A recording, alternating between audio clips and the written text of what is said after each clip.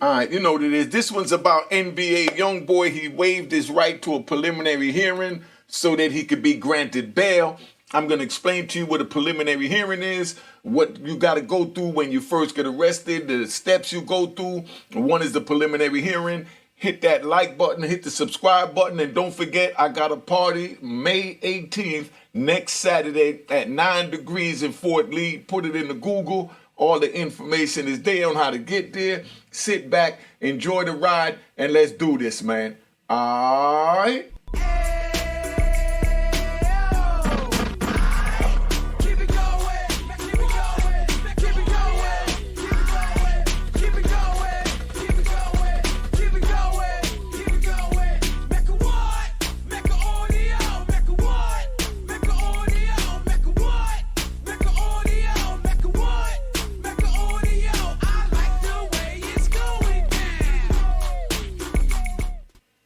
You know what it is. Unique Mecca Audio, man. This was about NBA YoungBoy, man. He got arrested for 63 charges.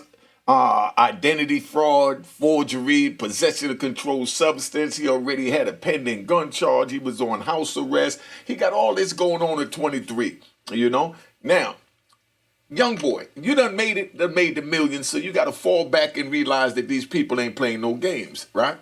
So he's been on house arrest since 2021. That's 3 years on house arrest up in the mountains of Utah. I think they call it Grave Digger Mountain or something. He named it, right? So now his lawyers waived the preliminary hearing to get bail, right? So in other words, he made a deal with the prosecutor that he won't fight the preliminary hearing if they grant him bail. So they granted him $100,000 bail. Now, a preliminary hearing, that's when you first get arrested. Before arraignment, you could go in and you could, file a motion for the preliminary hearing for them to show what evidence they got. You get to dispute it so that you can show the judge that there's not enough evidence to move forward. And obviously, there wasn't enough there right now for them to move forward. That's why they made the deal with his attorney to grant him that $100,000 bail. Because, they wasn't giving no bail no easy kind of way. But see, they have a thing called speedy trial. Speedy trial means they got like 60 days to take you to trial. Usually, they don't have enough evidence by then because they got to talk to the rat bastards and flip-flop wearing in public and the trolls and the YouTube bloggers that's sitting here making all these speculations, in order to get enough evidence to know they're going to get a conviction. They didn't get a chance to do that, so the lawyer seized on that and said, look, you ain't got enough to go to trial. Give my client bail. And he got another charge pending where they want him over there in his hometown of Baton Rouge, Louisiana. So once he get over there, they're going to hold him up anyway. So you giving him bail, he just going to waste his money here. And then we'll fight it over there, but we won't fight the preliminary hearing because if we go at it, we could probably beat you right now that you don't have enough evidence because you didn't get enough rat bastards and flip-flop wearing public, trolls, to give their statements yet. All right, so that's how the lawyer went at it, and he was granted bail. If you want to know how he got granted bail. A lot of people saying he's lucky. Nah, it ain't so much that he's lucky. What it is the charges is bull crap, because all they getting him on is, a conspiracy to get high. The young man, wanted to obviously get high, and his friends wanted to get high, so they came up with a scheme. He can't leave. He got the money, so they went and brought the whatever from whoever, and they tried to go and cash him in to go get the pills so they could do what they got to do. None of that is hurting anyone but themselves, but here it is. You got a young black man looking at 60-something years. I know white dudes that never even entered the prison system for doing the same thing that they trying to give him 63 years on. So come on, let's stop it. For 100 years, they've been writing scripts. And nobody been getting those 63, years for that. And let's look at it this way, right? Because we're going to ride. We're going to look at it this way. How in the heck do they get 63 charges? So that's 63 different scripts, that he tried to make move. Let's say he tried to even make, 3 moves each time. So that's like, 30, 20, 30 times to 60, going in to the pharmacy trying to do what they got to do. So at what point when was they going to arrest them? Obviously, they let the charges continue to pile up so that they got a whole bunch of stuff against them when they could have grabbed them after the first couple when they first got whiff of it. It's not like they just got whiff of it after 63 times so we could stop the bull crap, right? Now, YoungBoy was granted a $100,000 bail. The state agreed with the bail because they knew that, he was getting transferred back to Baton Rouge, Louisiana to go face the charges that he's facing back there. Now, in a preliminary hearing, there's less proof that you have to prove than if you was to go to trial. If you go to trial, then you got right there, you'll have what they call it, you to go to trial, they got to be proven beyond a reasonable doubt. You know what I mean? Meaning if one jury got a doubt that he might not have did it, then that means that they have to let him go. You know what I mean? All it takes is one jury to have a doubt, for a trial. But a preliminary hearing, the burden of proof is way less, and he had a good chance of beating it to getting it thrown out. But the lawyer playing chess with him said, look, my client told me his main thing is he want to get back to Gravedigger Mountain, so grant him bail. He got these charges pending in Louisiana. It ain't going to hurt you. They probably ain't going to let him out over there, but we going to go fight it. And right now, you can continue to build what you building over here, and then we come back and see you. But now we riding, remember? All right, we riding. So now, in the meantime, what happens with that is you got YoungBoy NBA is sitting there, and his main purpose is to stay out of jail. It's real hard right now with everything that he got going on. Like I said, the preliminary hearing, he could have beat that, but he wanted to get bail. So being that he wanted to get bail, he did what he had to do to get it. The preliminary hearing is where YoungBoy would ask the court to dismiss the charges, saying there is not enough evidence to take him to trial. He waived that in order to get out and get the $100,000 bail. Now, Utah let him out in Utah so they could go to Louisiana, where Louisiana could get their hands on him and they could burn him and everybody could eat off a YoungBoy because the lawyer gonna get paid more money to handle that case as well. Louisiana and Baton Rouge, they gonna get money, for him to come through their court system. So everybody's just doing this to try and get some of this YoungBoy money because that's what they do. Never broke again. Well, they gonna try and break you, homie. I don't think they're going to be able to do it because your money too strong.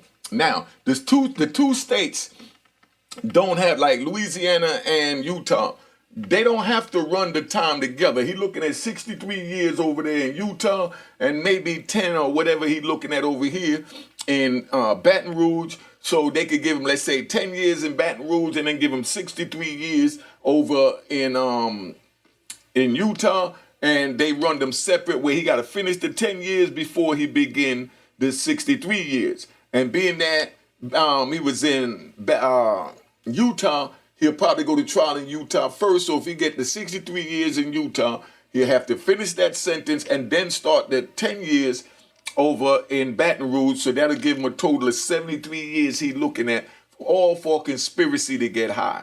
Where do they do that at? Well, welcome to America. You know what I mean? This is how they treat a black man when he get in the bag, Now, they can run the sentences what they call bow-legged. That's consecutive that I just described to you, that you have to finish one sentence before the other one starts. If they ran them together, that would be called concurrent, concurring them together. All right? You see how I'm giving you all these little lessons here on the law? All right? Now, the court said they can... The court said they could come back before July 1st, right? That's when he has his arraignment. It's scheduled for July 1st. It's 60 days from now because he waived the preliminary hearing, so now he can go right to being arraigned. That's where all he's going to do on that day is just say guilty and not guilty. 9 times out of 10, he's going to say not guilty. But the way they set it up in the court, they left it open that if they could strike a deal, remember that attorney is the same one that got my man off in YFL Lucci off in Atlanta. That's the same attorney. So, they good at them pleas. So they could probably break that 63 years down to 3 years. And then in 3 years, he's on house arrest. They're going to count that towards the time and then give him immediate release. And he pays a big bag of millions. That's how they do it. See, the same way, right? Could we ride? That's the same way how Cassie hit Diddy for the Diddy stimulus. Now they're doing the NBA YoungBoy stimulus. You know what I mean? They figure they get a couple of million out of them and, give them time served, because you better believe FNL Lucci, he spent a bag of money to get that 8-year sentence that he got over there in Georgia, right? Now, so if they come up with a deal, if they make a deal with YoungBoy by now and July 1st, all they got to do is contact the judge and let him know that we come to an agreement. Then he called him back in, and then you'll hear YoungBoy getting sentenced before the arraignment on that date. And that's what they're going to do. They're working on a vicious cop-out for him right now, So YoungBoy is set to have an arraignment in 60 days. That's on July 1st, right? 9 a.m. Mountain Time, just so we could get this right.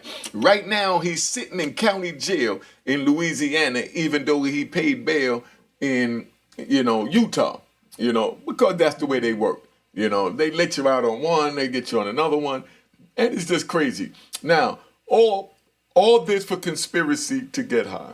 All this because he came up with a alleged elaborate plot to get high, writing scripts. Is this crazy? 63 years for getting high and only harming yourself. This is what's going on, Now, this is one big mess that they're putting this young boy through, but he got the bag, he got a name, so they want to make sure that they shut him down, and all of this is to keep our attention off the politics that's getting ready to go down in November.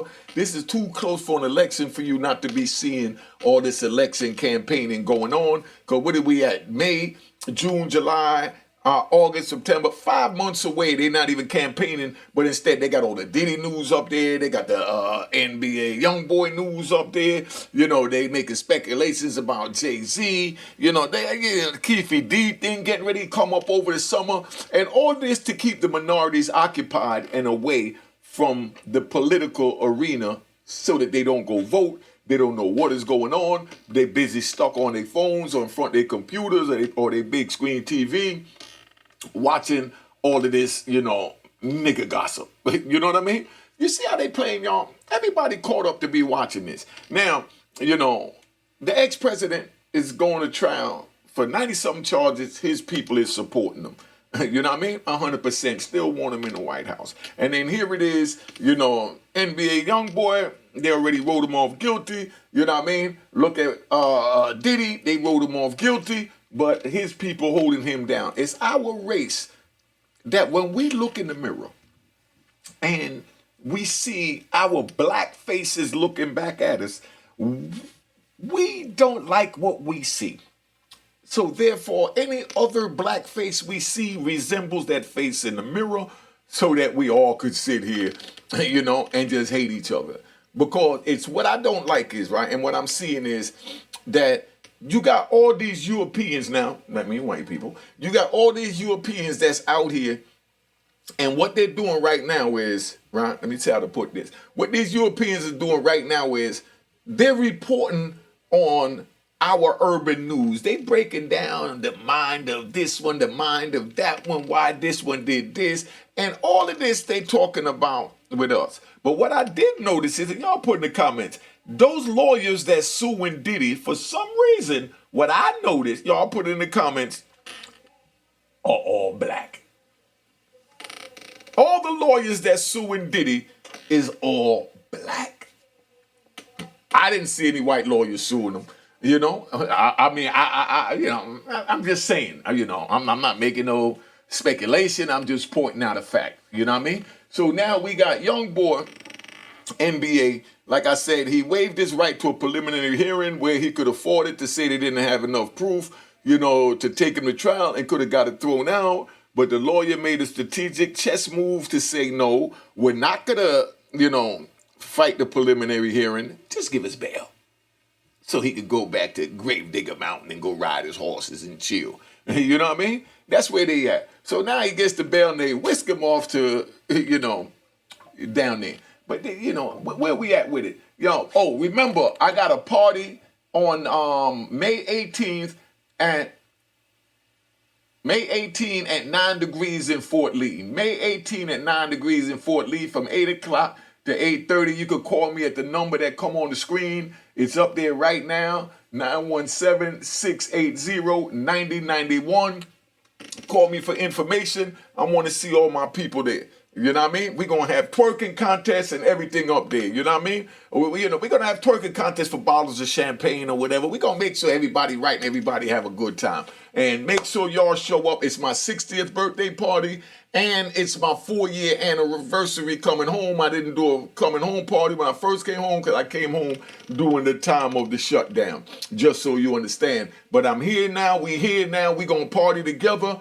Hit the number 917-680-9091. Let's party together. Look how they got YoungBoy. Does he look anything like that? Look on the left. Is that the YoungBoy you know, or that's how they want to degrade us when we get to this point in life? Just so you understand. But until then, cop the book of Rowan Harlem. See, I push all the merch. Cop the book of Rowan Harlem at rowanharlem.com. All right? Or you go get it from Amazon. You know, but either way, let's do this. Let's get it popping. All right? Cheers, cheers, toast the crime, toast the crime, the crime, the crime, the crime. What?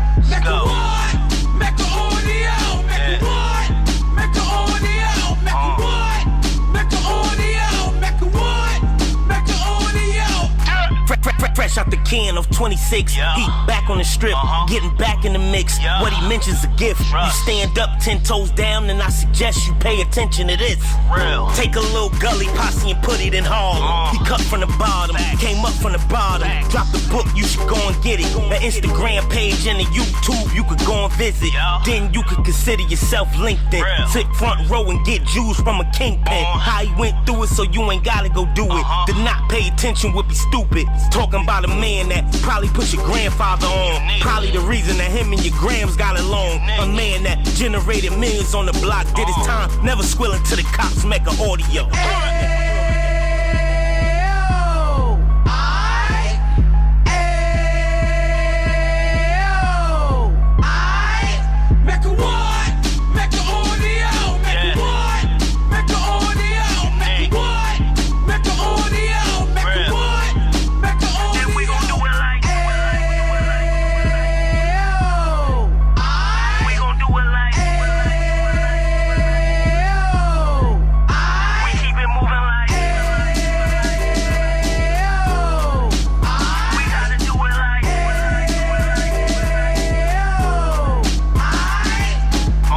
Get it live like 2 G's in the 90s.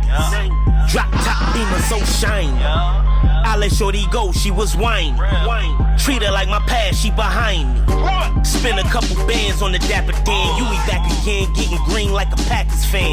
No cap, it's a roaring uptown. They be horn uptown, Dominican bust downs. Now we on the positive, we got a lot to give. Now he trying to stop the kids from being inoperative. So take heed, homie, lend a ear. He started in uptown, he gon' finish dead. But now it ain't about selling drugs, buying cars. It's about buying property to make the community ours. So we can give back to the youth them. Cause they the truth them. And bless up to all the root men.